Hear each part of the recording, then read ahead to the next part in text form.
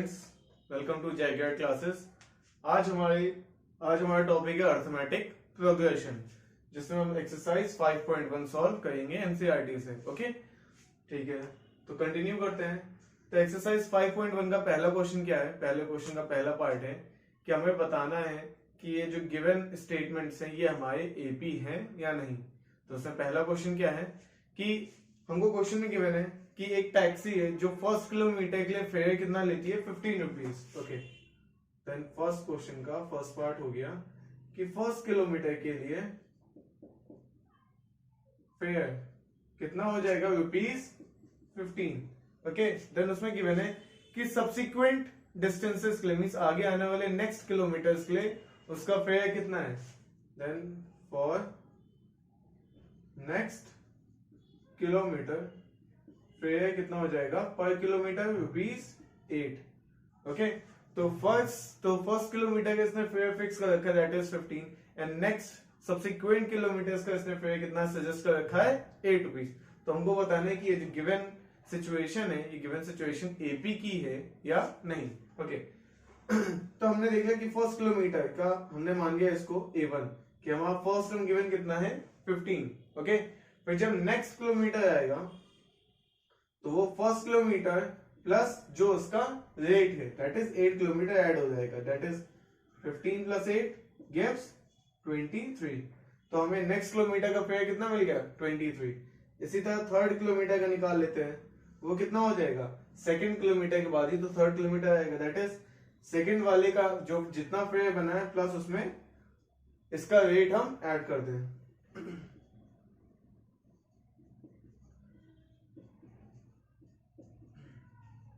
तो हम क्या देखें कि हर एक नंबर जो हमारा आगे आता जा रहा है उनके बीच में कॉमन डिफरेंस मेंटेन है। तो उनके बीच में कॉमन डिफरेंस कितने का है, 8 का कॉमन डिफरेंस आ रहा है। इसका मतलब ये जो गिवन सिचुएशन है ये एपी की सिचुएशन है। तो this is a situation of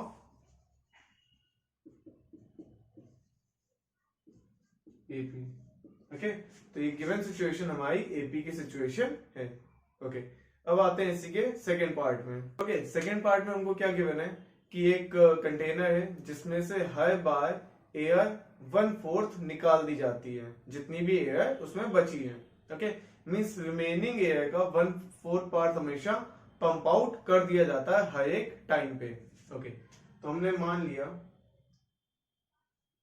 कि उस कंटेनर में एयर कितनी है, x। Okay, let amount of air in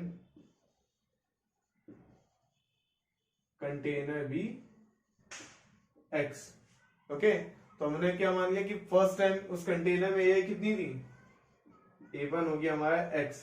then according to the situation second time कितनी बची होगी, अब सेकेंड टाइम इस x का 1/4 हमने निकाल लिया, तो रिमेनिंग कितना हो गया, x माइनस 1/4 ऑफ x। तो रिमेनिंग हमारे पास आ गया 3/4x। अब जो नेक्स्ट टाइम हमने निकाला तब उसमें एयर कितनी बची होगी, बची हुई एयर का 1/4 हम इसमें से माइनस कर देंगे। ये बची हुई एयर माइनस इसी एयर का 1/4 हम इसमें से माइनस कर देंगे। देन हमारे पास बचेगा कितना,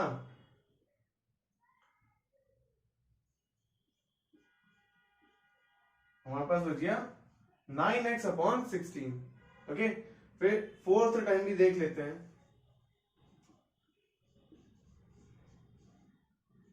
फोर्थ टाइम क्या होगा कि इतनी बची हुई एयर का 1/4 ये पंप आउट कर देगा।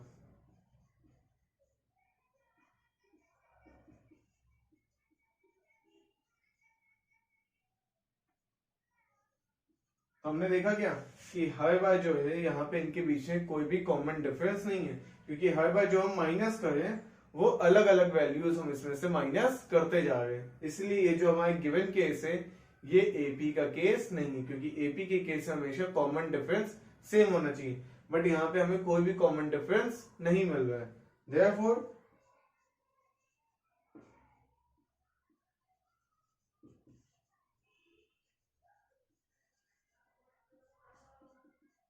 इसलिए ये एपी का केस या एपी की सिचुएशन नहीं है।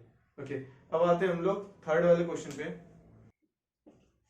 इसके थर्ड पार्ट में क्या गिवन है कि एक मशीन है जो 1 मीटर डग करने के लिए एक पर्टिकुलर फेयर मांग रही है। Okay, that is 150 rupees and second meter डग करने के लिए उसका फेयर कितना हो जाता है 50 रुपीज।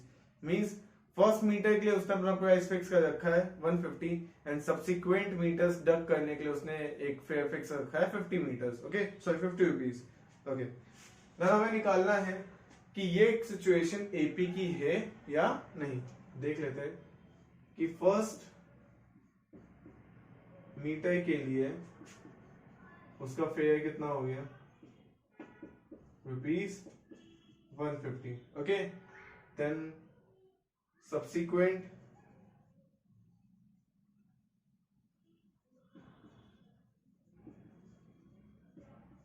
उसका फेयर रुपीज हो गया ₹50। ओके, अब हमें देखना है कि ये पर्टिकुलर गिवन केस हमको एपी का गिवन है या नहीं। तो देख लेते हैं। तो हमने मान लिया कि पहले मीटर के लिए हमने फर्स्ट हमने कितना मान लिया 150। तो जब इसको नेक्स्ट मीटर इसको डग करना होगा देन कितना हो जाएगा 150 प्लस 50 दैट इज 200। फिर जब थर्ड मीटर डग करना होगा देन कितना हो जाएगा 200 प्लस 50 दैट इज 250। और जब फोर्थ मीटर डग करना होगा then 250 plus 50 is equal to 300। Means हर टाइम क्या होगा कि इसके अमाउंट में 50 इंक्रीज हो रहा है। तो ये जो हमारी गिवन एपी फॉर्म हुई है, ये जो हमने एपी बनाई है, इसमें कॉमन डिफरेंस 50 का मिल रहा है, इसलिए ये वाला केस एपी का केस होगा।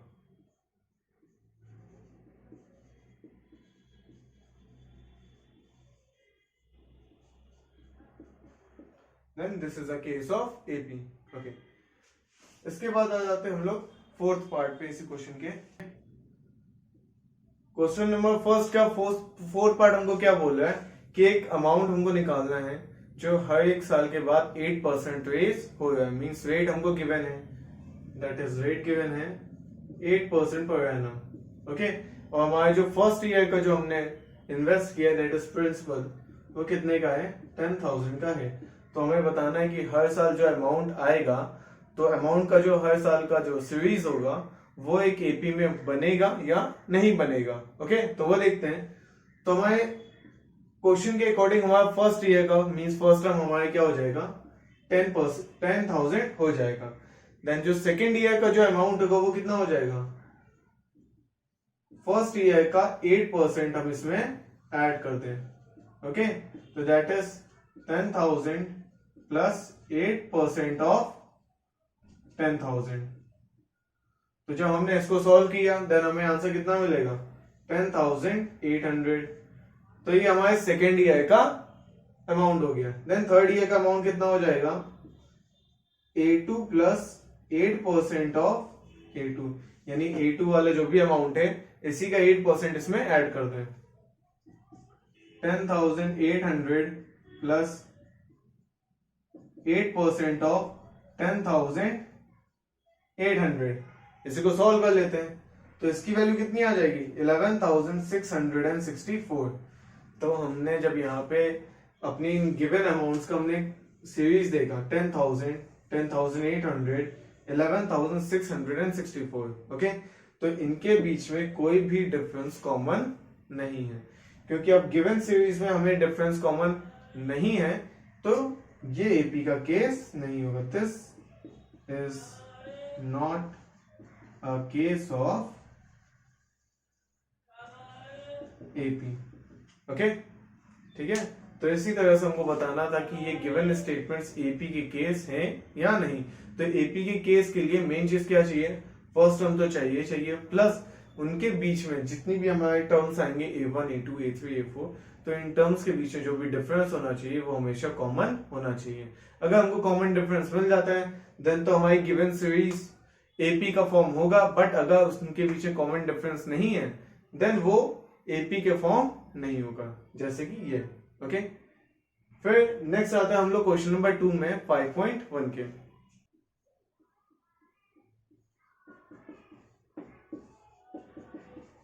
ओके, क्वेश्चन नंबर 2 में हमको क्या करना है कि हमको एक first term and common difference given है एंड हमें इस एपी के पहले 4 टर्म्स निकालने हैं। ओके, तो हमारे पास फर्स्ट टर्म तो है a1 हमारे पास 10 है। ओके, देन a2 निकालना है। a2 कितना हो जाएगा? a2 हो जाएगा a1 plus 10। a1 plus 10 means 10 plus 10 that is 20। Similarly a3 निकालना होगा। a3 कितना हो जाएगा? a2 प्लस 10, यानी कि हम अपने प्रीवियस टर्म्स में कॉमन डिफरेंस को ऐड करते जाएंगे। That is 20 plus 10 gives 30। Then a4 कितना हो जाएगा? a3 plus 10 that is 30 plus 10 is equal to 40। Okay, तो हमारे पास गिवन सीरीज कितने की बन गई? 10, 20, 30 एंड 40। ओके, तो हमें सब 4 ही टर्म्स निकालने थे, इसलिए हमने ये 4 टर्म्स निकाल लिए। इसी तरह से हम एपी फॉर्म करते हैं। ओके, अब आते हैं इसके नेक्स्ट पार्ट पे। इसी के नेक्स्ट पार्ट में हमको क्या गिवन है कि फर्स्ट टर्म हमें गिवन है 2 एंड कॉमन डिफरेंस गिवन है 0।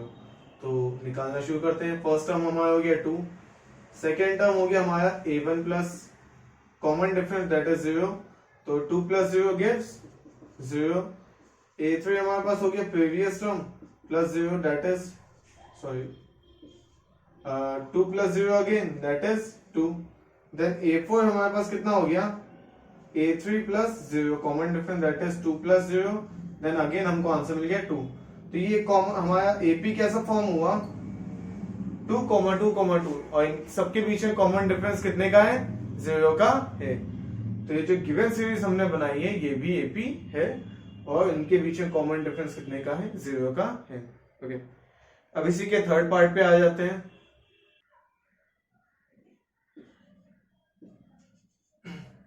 ओके, देन थर्ड पार्ट में हमको क्या क्या वैल्यूज गिवन है? फर्स्ट टर्म गिवन है 4 एंड कॉमन डिफरेंस गिवन है -3 का। ओके, देन हमें फर्स्ट टर्म गिवन है 4, कॉमन डिफरेंस कितने का है? -3 का है। तो a2 क्या हो जाएगा? a1 प्लस -3 दैट इज 4 -3 हो गया दैट इज 1 मिल गया। देन a3 क्या हो जाएगा? a2 प्लस कॉमन डिफरेंस, तो कॉमन डिफरेंस कितना हो गया? 1 -3। देन 1 -3 किया, देन हमको आंसर मिल गया -2। नेक्स्ट टर्म कितने का है? a4 that is a3 plus common difference that is -2 -3 common difference के इसको सॉल्व करने के बाद आ गया 5। तो हमारी सीरीज कितने की बन गई? 4, 1, -2 एंड -5। तो ये तो हमारी एपी फॉर्म हो गई। हमने एपी के पहले 4 टर्म्स निकाल दिए। प्रोसेस वही है, बस वैल्यूज चेंज होती जा रही है। आपको सेम प्रोसेस अप्लाई करके एपी फॉर्म करनी होगी, या फिर जितने भी टर्म्स आपको निकालने के लिए बोला गया उतने टर्म्स आप निकाल सकते हो। ओके, इसका फोर्थ पार्ट पे आ जाते हैं। ओके, अब हमारे फोर्थ पार्ट में क्या गिवन है? फर्स्ट टर्म गिवन है -1 एंड कॉमन डिफरेंस गिवन है 1/2 का। ओके, देन इसके अकॉर्डिंग हम लोग अपना एपी फॉर्मेशन करते हैं। फर्स्ट टर्म गिवन है -1, तो हमको क्या करना है? सेकेंड टर्म क्या हो जाएगा? a1 plus common difference that is -1 plus 1/2। Okay, तो जब हमने इसको सॉल्व किया देन हमारे पास आंसर कितना आ जाएगा? -1/2। देन हमको क्या करना है? सेकेंड टर्म निकालना है, सॉरी थर्ड टर्म निकालना है। थर्ड टर्म कितना हो जाएगा? Second term plus common difference. Second term -1/2 plus 1/2, ये आंसर हमको कितना दे देगा? 0। देन हमको फोर्थ टर्म निकालना है। फोर्थ टर्म क्या हो जाएगा? a3 plus common difference. a3 कितना है हमारे पास? 0 प्लस 1/2 गिव्स 1/2। देन हमारे जो पहले 4 टर्म्स हो गए उनको हम सीरीज में लिख लेते हैं। इस तरह से हमने इस एपी के पहले 4 टर्म लिख लिए हैं। प्रोसेस वही, फॉर्मूला वही, बस सिर्फ वैल्यू चेंज हो गई है। देन वैल्यू चेंज होने के बाद हमारे एपी भी चेंज हो गया। ओके, अब इसके आ जाते हैं फिफ्थ पार्ट पे।